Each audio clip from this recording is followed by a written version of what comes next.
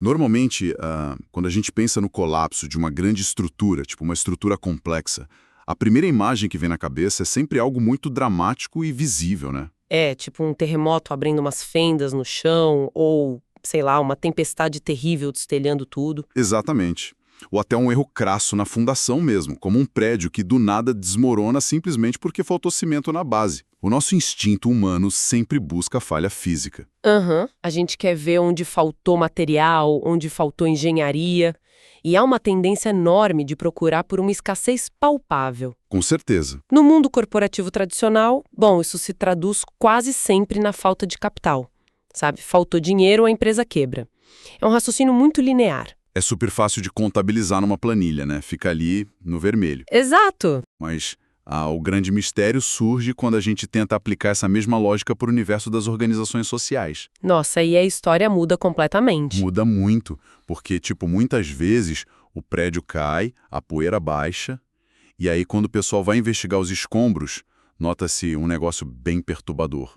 O cofre até que tinha recursos captados por editais e tudo mais. A causa continuava sendo incrivelmente nobre. Isso, e os voluntários estavam lá, na calçada do prédio, com os braços cruzados, super prontos para agir. Ou seja, o que ruiu não foi a estrutura física, né? O que implodiu, na verdade, foi a sala de comando. É um colapso completamente silencioso.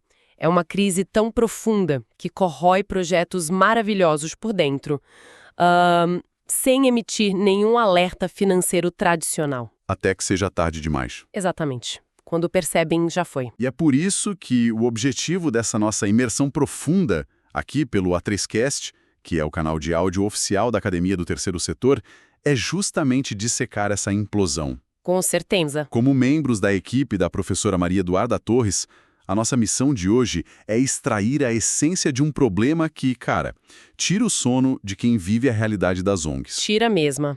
Todo dia a gente vê isso. Pois é, a grande pergunta é: por que projetos aparentemente saudáveis entram em colapso? E para quem busca não apenas entender, mas realmente dominar essas dinâmicas, fica aqui logo de cara aquele reforço super importante para se inscrever aqui no canal. E também para conhecer o curso O que é o Terceiro Setor na prática, né? Perfeito. A nossa análise de hoje mergulha bem fundo nas bases estruturais da aula 10 desse material, que honestamente é o coração de qualquer iniciativa social perene. É a alma do negócio. E, bom, essa investigação, ela exige que a gente olhe para trás por um momento, porque o caminho percorrido nas discussões anteriores já cobriu o que diferenciou uma ONG de um instituto, sabe? As complexidades ali da governança. Isso. E as estratégias de captação de recursos também. Mas toda essa base técnica, ela é inútil se houver uma falha no topo. É jogar esforço fora. Total. E a revelação mais dura do material que a gente está analisando hoje é que a grande maioria das instituições não fracassa por falta de propósito. Elas implodem por uma crise de liderança. Nossa, isso é muito forte. Uma crise de liderança. E para desvendar como a liderança atua, tipo, ou como salvação, ou como um veneno para um projeto social, a gente primeiro precisa destruir aquela imagem bem estereotipada do chefe. Aquele chefe tradicional, né? Esse mesmo. Existe esse mito corporativo antigo que é super tóxico e que infelizmente acabou encontrando um terreno muito fértil no terceiro setor. É a crença de que liderar é sinônimo de manter uma autoridade absoluta, né? Exato. Um controle férreo sobre cada pequena variável do dia a dia. Mas a definição de liderança institucional saudável, ela caminha exatamente na direção oposta, sabe? Não se trata de centralizar a informação. Definitivamente não. E não se trata de ficar fazendo microgerenciamento de detalhes operacionais e, nossa, muito menos tomar todas as decisões no isolamento de uma sala fechada. Tipo um rei no trono. Bem isso.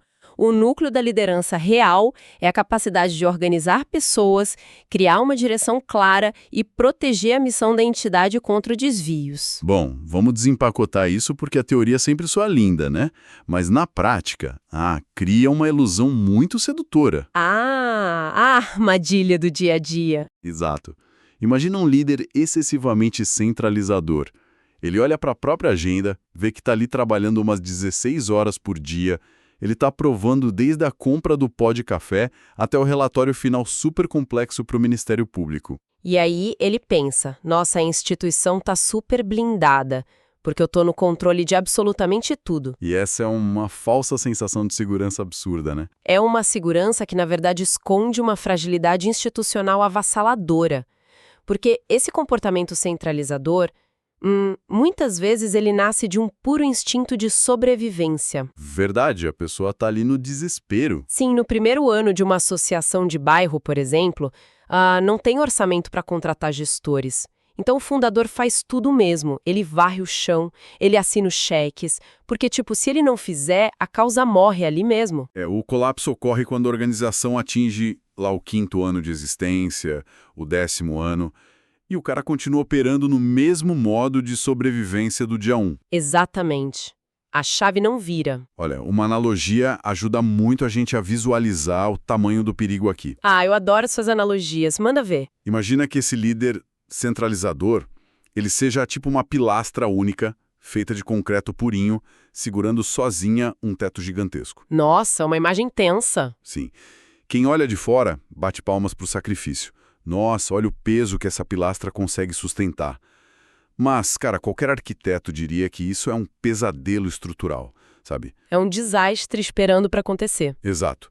Qualquer fissura nessa única pilastra, um esgotamento mental, um problema familiar sério do líder, ou um simples afastamento médico.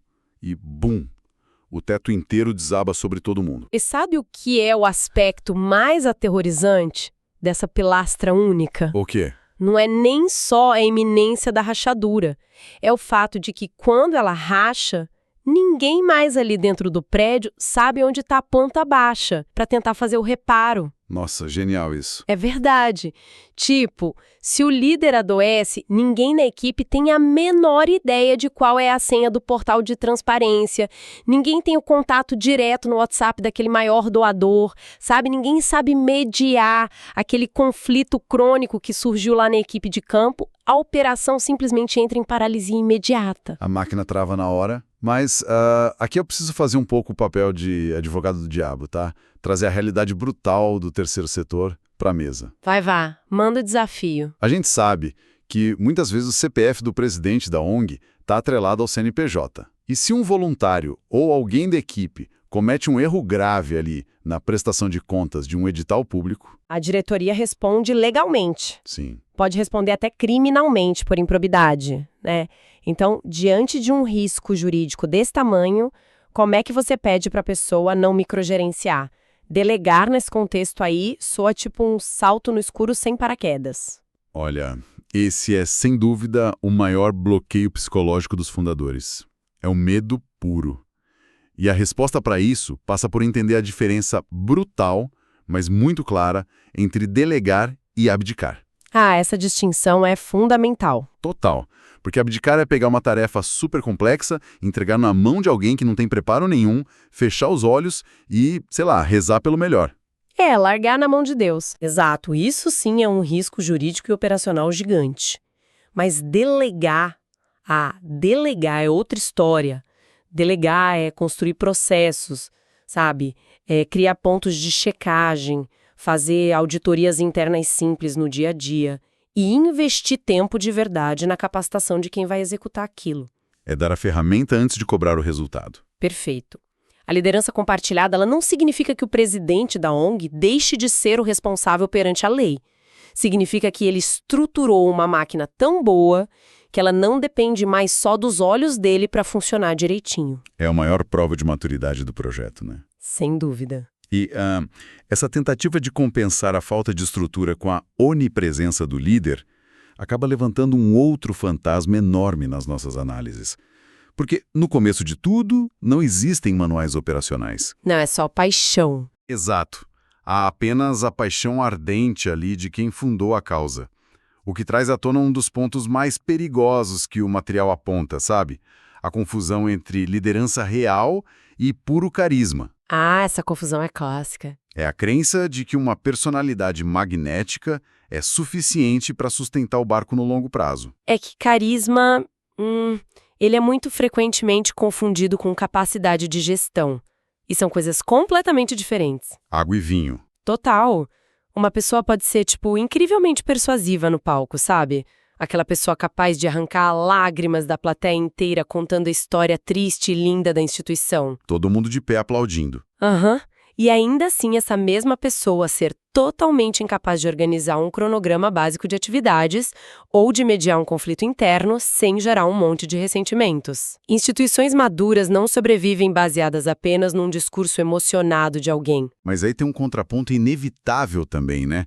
O carisma ele não seria aquela faísca estritamente necessária para conseguir tirar qualquer projeto do zero? Ah, com certeza. A ignição depende disso. Porque, sério, convencer dezenas de pessoas a doarem os fins de semana delas.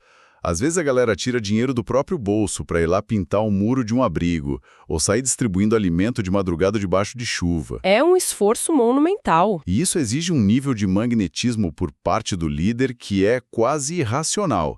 Sem o carisma do fundador, a causa simplesmente nem nasce. E você tem toda a razão nisso. A faísca é absolutamente essencial para a ignição do motor.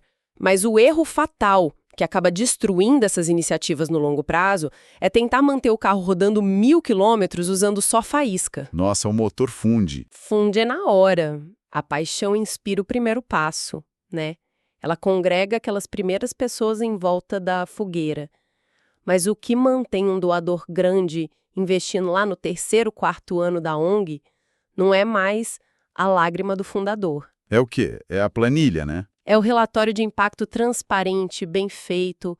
O que mantém aquele voluntário engajado não é mais aquela emoção forte do primeiro dia, mas é ele perceber que o trabalho dele está organizado e gerando resultados reais, concretos. Faz todo sentido. E o custo humano de tentar manter tudo rodando só na base dessa paixão heróica é altíssimo, cara. A sobrecarga emocional no terceiro setor não é só um cansaço comum de fim de expediente, sabe? Ah, não, é um peso na alma, quase. O líder que tenta ser o salvador de todos, ele acaba absorvendo todas as histórias de vulnerabilidade da comunidade. Ele absorve a pressão da falta de verbas. Os atritos diários da equipe. Tudo isso, vivendo num estado constante e permanente de urgência. O alarme está sempre tocando. E o resultado prático de toda essa absorção sem filtro é o esgotamento profundo. A gente chama de burnout, né? É o fim da linha da energia. Exato. Um líder cronicamente sobrecarregado, ele perde a sua capacidade mais importante, que é o pensamento estratégico. Ele para de olhar para o horizonte, né? Uhum. Ele deixa de planejar os próximos 5 anos da instituição porque, bom, ele está ocupado demais tentando apagar os incêndios operacionais da próxima hora. O projeto simplesmente estagna. Liderança de verdade exige redes de apoio, exige saber dizer não e, sobretudo, maturidade para entender que o sacrifício extremo e contínuo não é prova de amor pela causa. É um sintoma claro de desorganização. Nossa, ouvir isso machuca o ego de muita gente, mas é tão necessário. E isso nos força a olhar para a única saída viável, para que o líder deixe de ser essa única fonte de energia, evitando queimar até virar cinzas no processo. O foco obsessivo tem que ser construir um motor independente. E esse motor ele é feito exclusivamente de pessoas, né? Pessoas, equipes alinhadas e uma cultura organizacional que seja muito sólida.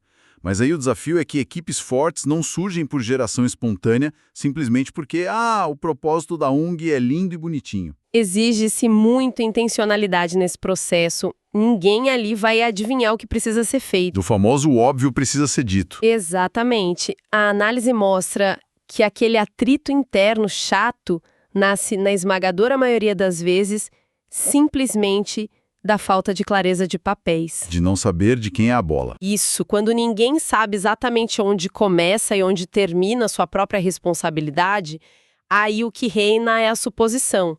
Eu achei que fulano ia fazer. E a suposição é o terreno mais fértil que tem para desmotivação. E aqui entra um choque de realidade que é super comum nos corredores das associações que a gente atende.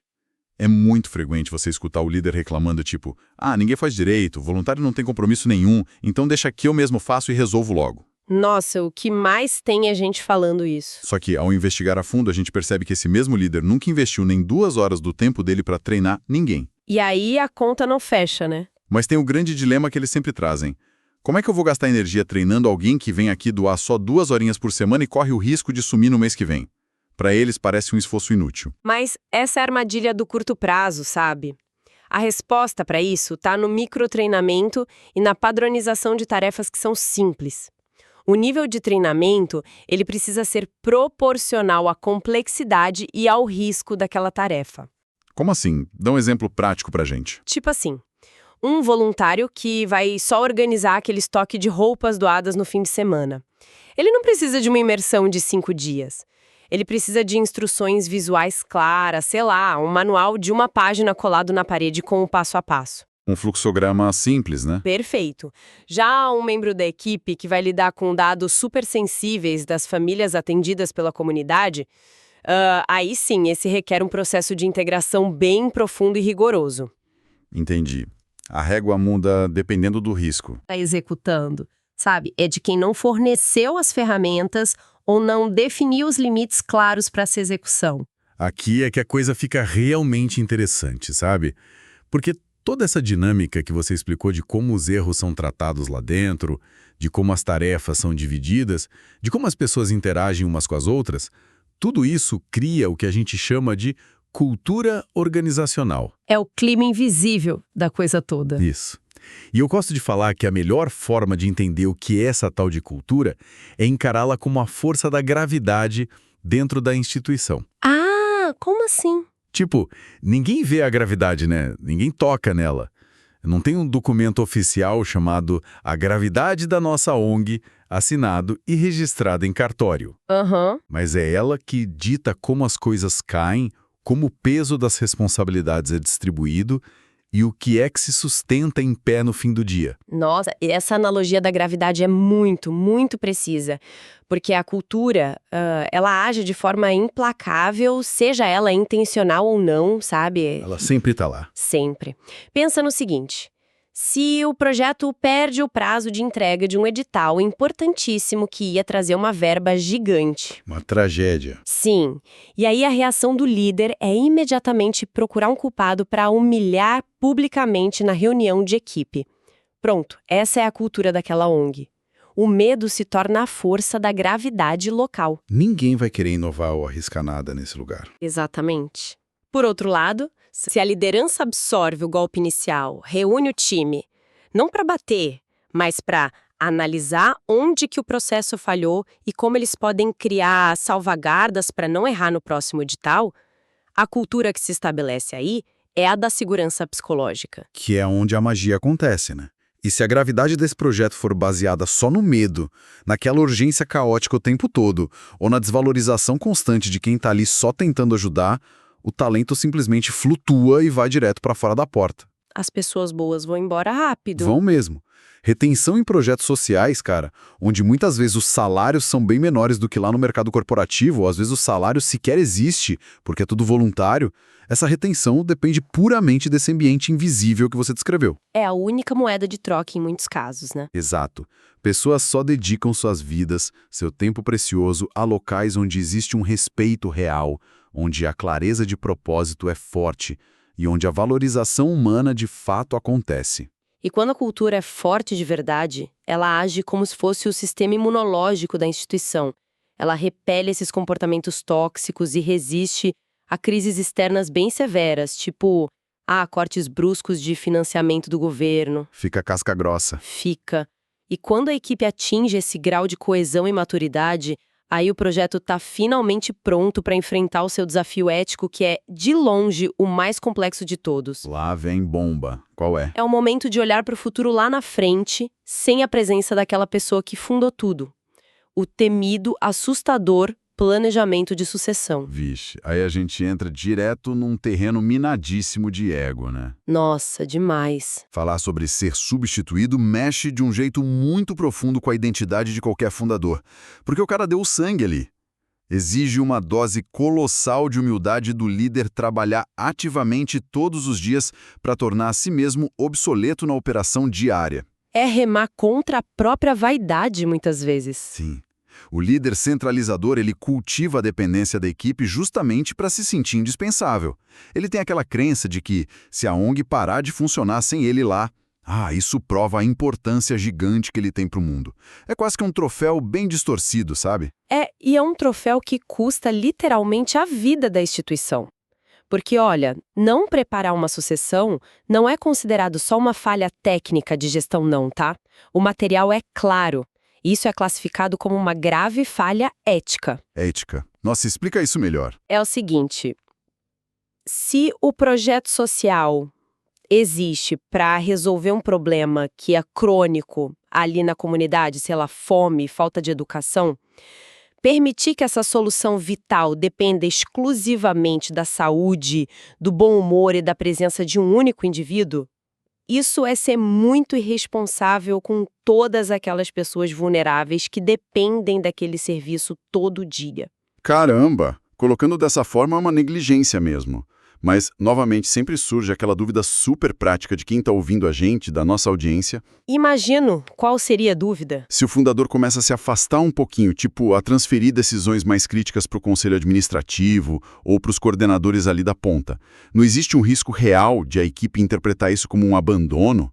Tipo, o fundador não liga mais, a causa vai perder aquele calor humano inicial. Olha, há uma linha tênue, de fato, entre abandonar o projeto e elevar o projeto para o próximo nível. E como faz isso direito? O líder que prepara bem a sucessão, ele não some do mapa da noite pro dia. Ele não pega um avião e vai morar fora sem falar com ninguém. Ele simplesmente muda de posição no campo. Vai pro banco. Não, ele deixa de ser aquele atacante fominha que tem que fazer todos os gols sozinho e passa a ser o técnico do time que orienta as jogadas lá da beira do campo, sabe? Entendi. Uma visão mais ampla. Isso. A preparação da sucessão exige que o desenvolvimento humano, a mentoria ali no 1 a 1 e o repasse super transparente de conhecimento se tornem parte da rotina diária da organização. O verdadeiro legado desse líder não é a obra ali concluída hoje, é ter construído uma equipe capaz de continuar erguendo o prédio amanhã, mesmo de olhos vendados. O que, convenhamos, altera completamente a lente com a qual todo mundo que atua no terceiro setor acaba enxergando o próprio trabalho, né? Muda o paradigma todo. Muda. O objetivo final deixa de ser apenas a entrega da marmita na rua, ou a construção da casa popular, ou o reforço escolar para as crianças. O desenvolvimento de indivíduos, na verdade, ele precisa começar ali, na mesa de reuniões da própria ONG. Exato. A compreensão profunda dessa dinâmica revela um negócio muito bonito. A transformação social que a ONG quer causar lá fora, ela precisa ocorrer internamente primeiro. É o exemplo que arrasta. Sim. Uma instituição só vai conseguir gerar autonomia real e duradoura na comunidade se ela mesma praticar autonomia lá no desenvolvimento dos seus próprios colaboradores e voluntários. Não tem como separar uma coisa da outra. Sensacional. Encaminhando essa nossa análise aqui para o A3Cast, para suas conclusões lógicas, as lições que a gente extraiu dessas fundações do material são, implacáveis. São bem diretas de duras, né? Sim, liderar com excelência nesse nosso ecossistema social não é vestir uma armadura heróica de ferro, carregar as angústias do mundo inteiro nas costas e depois ficar exibindo a própria exaustão como se fosse uma medalha de honra no peito. Romantização do cansaço não dá mais. Não mesmo. Liderar é orquestrar talentos, é desapegar daquele microgerenciamento sufocante para focar as energias na proteção da visão de longo prazo do projeto. O poder de impacto de uma instituição, ele não cresce quando ele está concentrado e espremido nas mãos de um grupinho pequeno, mas sim quando ele é estrategicamente diluído e multiplicado por toda a base de apoio. E a prova de fogo dessa liderança realmente madura é a perenidade. O maior serviço, a maior homenagem que qualquer fundador pode prestar à causa que ele tanto ama é trabalhar dia e noite para garantir que ela simplesmente não precise mais dele para existir. Porque, sem novos líderes sendo formados constantemente lá dentro, não tem futuro, né? O projeto morre com o fundador. Fato. E eu quero deixar uma provocação final aqui. Uma reflexão essencial para quem acompanha a gente e dedica sua energia vital a reparar essas falhas estruturais da nossa sociedade. Manda a reflexão para a galera pensar. Seguinte, se a razão principal de existir do seu projeto social é entregar voz, dar dignidade e, acima de tudo, poder de decisão para aquelas populações historicamente invisibilizadas, Certo. não seria uma contradição terrível e, nossa, de uma ironia muito amarga se a própria equipe que trabalha duro construindo esse projeto vivesse confinada num regime de dependência, falta de autonomia e debaixo de um microgerenciamento ditatorial? Nossa, é o famoso faço o que eu digo, não faço o que eu faço? Exato. A coerência estrutural de qualquer ONG precisa, obrigatoriamente, começar dentro de casa. É o momento ideal de examinar a saúde das estruturas internas de cada um, sabe? As ferramentas que a ONG oferece para emancipar a comunidade devem ser rigorosamente as mesmas ferramentas que são usadas para emancipar a própria equipe no dia a dia. Perfeito. Bom, essa reflexão profunda não se encerra aqui de jeito nenhum, né? Para quem está acompanhando a gente e busca dar o próximo passo lógico nisso tudo e quer entender de verdade como que essa maturidade toda em liderança e cultura se converte na garantia de recursos contínuos e dinheiro na conta, o convite permanece abertíssimo. Com certeza, porque a sustentabilidade financeira, as estratégias de crescimento duradouro e aquela compreensão chata, mas necessária, do fluxo de caixa no terceiro setor formam exatamente a próxima fronteira desse nosso conhecimento. Isso aí. E tudo isso está estruturado lá, nos mínimos detalhes, no curso O que é o Terceiro Setor na Prática. O que, no fim das contas, a estabilidade da liderança é o pré-requisito absoluto para que qualquer estratégia de captação de recursos ao longo prazo se sustente de pé. Com certeza absoluta. Acompanhar essas imersões aqui pelo A3Cash é o caminho mais seguro para quem deseja, de fato, profissionalizar essa paixão por transformar o mundo. Sem dúvida alguma. Então, o convite para se inscrever aqui no canal e explorar o curso na íntegra continua valendo para todo mundo. Porque isso garante o acesso não só a esses conceitos teóricos que a gente discutiu hoje, mas a realidade crua de como operar instituições que transformam realidades. É isso, gente. Muito obrigada por estarem com a gente. A equipe da professora Maria Eduarda Torres agradece imensamente a companhia de todos vocês nesta nossa exploração de hoje. Até o nosso próximo mergulho profundo nas engrenagens do terceiro setor. Um abraço.